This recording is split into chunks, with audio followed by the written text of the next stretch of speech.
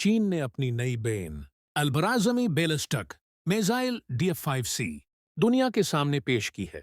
यह missile bake वक्त 12 मुख्तलफ मकामात को निशाना बनाने की सलाहियत रखता है और उसकी रेंज 20,000 किलोमीटर है।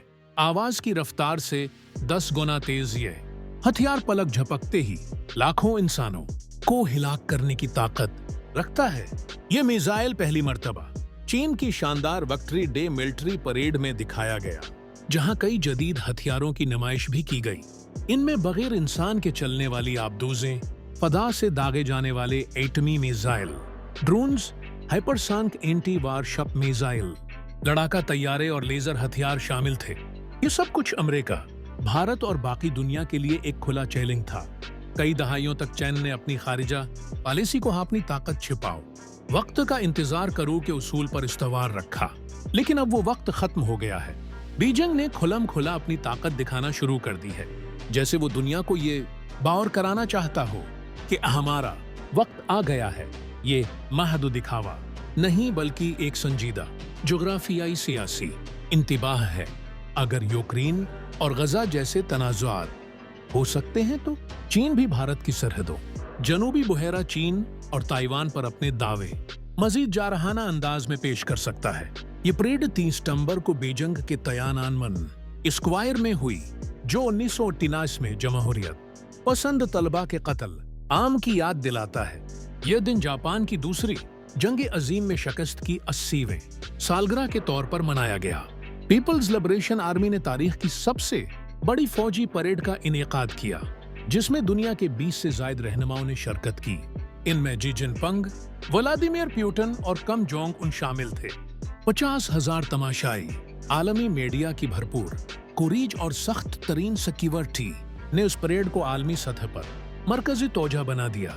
चीन, रूस और शमाली कोरिया तवील उर्से से अमरीकी जेर क़यादत आलमी निज़ाम को चैलेंज करते आ रहे हैं।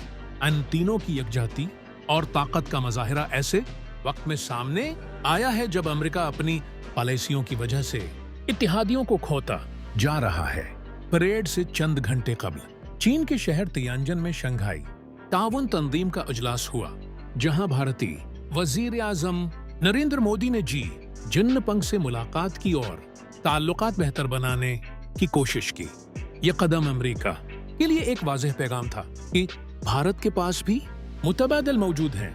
अमेरिकी सदर डोनाल्ड ट्रंप इस बात पर नाखुश दिखाई दिए कि मोदी ने उनकी कामयाबी का जश्न मनाने के बजाय चीन का रुख किया।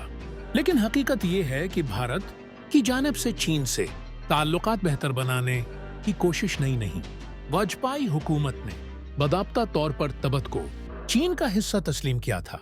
उससे पहले नेहरू और राजीव गांधी ने भी बीजिंग से करीबी ताल्लुकात उस्तवार किए थे। 1974 में नेहरू ने माओ ज़ेतुंग से मुलाकात के दौरान कहा था कि अमेरिका एशिया को समझने में नाकाम है। उस दौर में हिंदी चैनी भाई भाइया के नारे गूंजते थे, लेकिन 1962 की जंग में चीन ने भारत को धोखा दिया। आज मोदी भी उसी तरह के इम्तिहान से गुजर रहे हैं। अगर अमेरिका से ताल्लुकात खराबे होते हैं तो क्या भारत चीन पर भरोसा कर सकता है? ये सवाल अहम है कि कहीं मोदी भी नेहरू की गलती ना दोहराएं। भारत चाहे चीन को तवाजुन के तौर पर देख रहा हो, लेकिन हकीकत ये है कि चीन भी भारत के साथ एक खेल खेल रहा है। भारत की माशी शस्त्रवी एक मसला जरूर है, लेकिन चीन की बढ़ती हुई अस्करी जारहियत कहीं बड़ा खतरा है। पिछले 10 वर्षों में चीन ने अपनी फौजी ताकत को यकसर बदल डाला है।